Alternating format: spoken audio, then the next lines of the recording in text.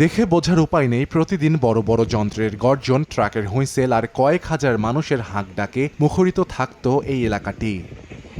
প্রায় 2 মাস আগে ভারতের মেঘালয়ের পশ্চিম ও দক্ষিণ গারো পাহাড়ি অঞ্চলে ভূমিধসে সড়ক ক্ষতিগ্রস্ত হওয়ায় বন্ধ ট্রাক চলাচল। এতে সীমান্তের ওপার থেকে বাংলাদেশে আসছে না পণ্যবাহী কোনো গাড়ি। দীর্ঘ সময় শেরপুরের নাকুগাঁও স্থলবন্দরের আমদানি রফতানি কার্যক্রম বন্ধ থাকায় বেকার হয়ে পড়েছেন কয়েক হাজার শ্রমিক। সরকারের রাজস্ব হারানোর পাশাপাশি লোকসানের মুখে ব্যবসায়ীরা। রাস্তার কারণে আমাদের এখানে মাল ঢুকতেছে না, এখন মাল তো ঠিক মতন আসে না, সব বন্ধ।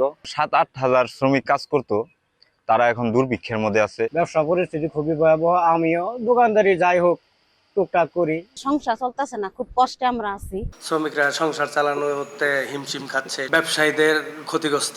সরকার যে রাজস্বটা পাইতো সেটা পাইতেছে না। বাংলাদেশ এবং ইন্ডিয়ান সরকার যৌথ প্রচেষ্টায় যদি এটা দ্রুত চালু করত, তাহলে আমাদের রাজস্ব বৃদ্ধি পাইতো। AKS অর্জন করলো গিনেস ওয়ার্ল্ড রেকর্ডস। AKS এ বিষয়ে কাস্টমসের সহকারী কমিশনার অনিক ব্যানার্জি ক্যামেরার সামনে কথা বলতে রাজি হননি। তবে দ্রুত বন্দরের কার্যক্রম স্বাভাবিক করার চেষ্টা চলছে জানিয়েছেন আমদানি রফতানিকারক সমিতির সভাপতি ও স্থানীয় সংসদ সদস্য। আমাদের কিভাবে অর্থনৈতিক উন্নয়ন হবে এবং বিদেশ থেকে আমদানি তো হবে বটেই, রপ্তানির ভাগটা যেন একটু বেশি হয়, সেদিকে কর্মসংস্থান যেন একটু বাড়ে আমাদের দিক থেকে।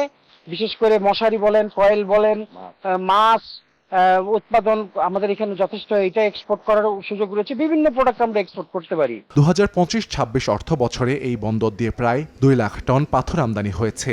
এতে রাজস্ব আদায় হয় 7,35,00,000 টাকা। একসাথে যেহেতু চলি সম্পর্ক। সময় সংবাদ, শেরপুর।